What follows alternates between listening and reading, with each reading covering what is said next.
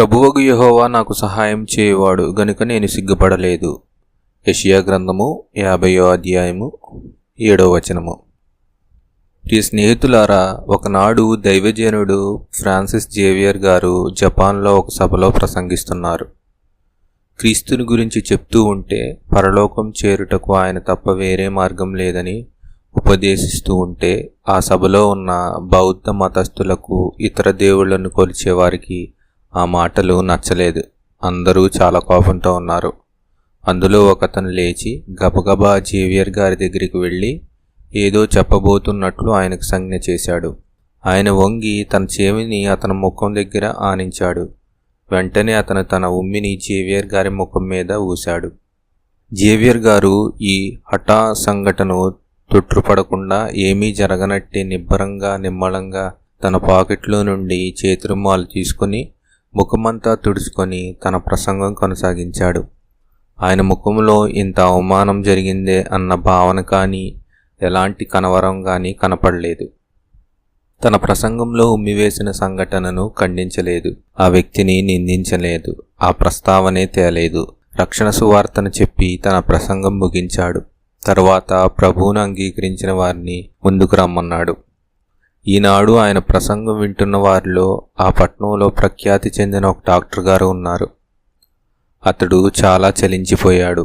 దేవుడు ఎంతో ఓర్పు సహనం ఇస్తే తప్ప ఎవరూ ఈ అవమానం భరించలేరని, జేవియర్ గారు నిజమైన దైవజనుడని, ఆయన చెప్పే మాటలు నిజంగా దైవవాక్కులని నమ్మి ప్రభు ఇచ్చే రక్షణ అంగీకరిస్తున్నానని చెప్పి ముందుకు వెళ్ళాడు. వెంటనే బాప్తీసం ఇమ్మని కోరాడు. ఆయనను చూచి ఆ సభలో ఉన్న అనేకులు తాము కూడా ప్రభువును నమ్ముతామని ముందుకు వచ్చారు. ఉమ్మువేయి వారికి, అవమానపరచు వారికి నా ముఖం దాచుకోలేదు. ప్రభువు యెహోవా నాకు సహాయం చేయవాడు గనుక నేను సిగ్గుపడలేదు. ప్రార్థన.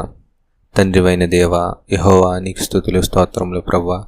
నీవు ఈరోజు మాకు అనుగ్రహించిన వాక్యాన్ని బట్టి నీకు వందనాలు ప్రవ్వా. ఫ్రాన్సిస్ జేవియర్ గారు ఎంతో సహనంతో తండ్రి నీ యొక్క సువార్తను సేవ చేశారు. ఆయన్ని బట్టి మీకు వందనాలు. ఈరోజు అనేక మంది ఈ విధంగా సేవ చేసేవారు ఈనాటికి ఉన్నారు ప్రవ్వా. వారందరినీ మేము జ్ఞాపకం చేసుకుంటున్నాం. వారిని బట్టి మీ కృతజ్ఞతలు తెలుపుతున్నాం. వారికి మీ ఆత్మశక్తిని అనుగ్రహించండి, మీ కాపుదలను అనుగ్రహించండి, మీ వనరులను అనుగ్రహించండి. ఎవరైతే నిస్వార్థంగా సేవ చేస్తున్నారో వారందరికీ మీ సహాయాన్ని, మీ ఆత్మ అనుగ్రహాన్ని అనుగ్రహించండి ప్రవ్వా. అనేక మంది ఎన్నో కష్టాల మధ్య తండ్రి సేవ చేస్తున్నారు. వారందరికీ మీరు సహాయం అందించండి ప్రవ్వా. మా పాస్టర్లను, మా దైవ సేవకులను దీవించండి తండ్రి. తప్పుడు మార్గంలో నడుస్తున్న దైవ సేవకులను మీరే సరిచేయండి ప్రవ్వా. పాపంలో చిక్కుకున్న సేవకులను మీరే సరిచేయండి ప్రవ్వా. మేము సేవకులను విమర్శించే వారంగా కాకుండా వారి కొరకు ప్రార్థించి తండ్రి నీ నుండి తండ్రి ప్రార్థించే వారంగా మాకు చేయండి ప్రవ్వా. వందనాలు తండ్రి. ఈ వాక్యం వింటున్న ప్రతి ఒక్కరికి సహాయం చేయండి ప్రవ్వా. ఎవరైతే సమస్యలతో బాధపడుతున్నారో వారికి శక్తిని, బలాన్ని అనుగ్రహించండి, మీ నడిపింపును అనుగ్రహించండి తండ్రి. తండ్రి అనారోగ్యంతో ఉన్న వారిని స్వస్థపరచండి ప్రవ్వా.